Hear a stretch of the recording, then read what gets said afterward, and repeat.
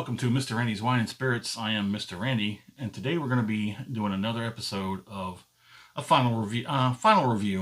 We're going to be doing a wine. This is going to be the Chardonnay from Yellowtail. We've given this thing, get over there. We've given this thing enough time and space for it to go ahead and open up, and we've brought back the final survivor there.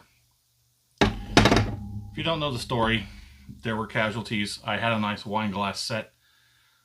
Kids wanting to drink their juice in fancy glasses like the adults, and things go wrong. So it's got a relatively light golden, like a pale straw, I think it was, or a pale gold.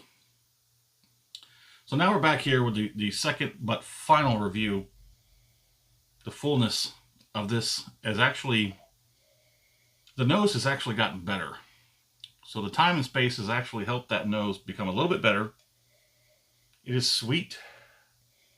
I want to say like a light apple and pear. It's a very nice, very delicious nose. The nose has gotten a whole lot better. So let's go ahead and get on the palate.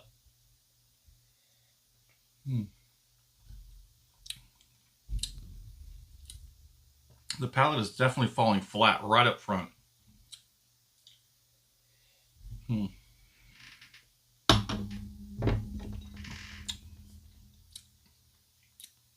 I think the palate was a lot better on the first part of this bottle. Rich and smooth with fresh peach and melon flavors. I can get the melon. The peach is now a little bit harder to pull out. A hint of vanilla. Yeah, I can see that. I'm not much for light wines, white wines, I'm sorry. There's some like the Riesling, there's the sweet wines that are light. Those are not too bad. Sometimes I find them to be a little bit too intensive for their sweetness. This is a 2024 Chardonnay from Yellowtail. It was crafted in Australia by the Casella family. If anybody in the Casella family is watching, please contact me. I have questions, and I want to know where I can get a hold of some jammy red roux. If you know, you know. So,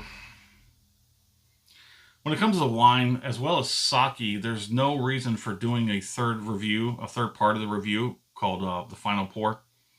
Because wines are only good for anywhere from 3 to 5 days. You can use special vacuum devices and whatnot and chill them, and you could probably eke out a 7-day hold. But after that, once it's popped, the clock is running, not ticking, running. I think I've said that plenty of times before. So on average, your average young cheap wine is going to be good for about 3 days. After 3 days, it's going to go downhill, and at day 5 you might as well just find something creative to do with it, because after that the juice in the bottle is done for. Let me go ahead and get one more on the palate. Yeah. So that palate has definitely softened to a point. There's not a whole lot of characteristics. What was the ABV on this? 13%. So it's 13%, which is not too bad. There's a lot of cheap wines out there that barely hit 12%, mostly in the 10 or 9%. But majority of wines you're going to see will not exceed 20%. We had the Taylor Port Black was a 20%. That was super sweet. I had to water it down just a little bit to enjoy the last bit of it. It's a good wine. It really was a good port, but it was a little too sweet. So 13%, the palate sort of falls apart after it's had time to open up. The nose has actually gotten better.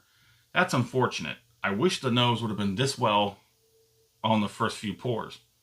Might have enjoyed it a little bit faster. Well, there it is. The Chardonnay from Yellowtail. Let us know in the comments what you think about wine, Yellowtail, Chardonnay. What's your preferred sweet spot when it comes to the ABV in wines? Do you prefer red, white, or dessert wines? Well, as always, thanks for stopping by here at Mr. Randy's Wine and Spirits. You have a good one.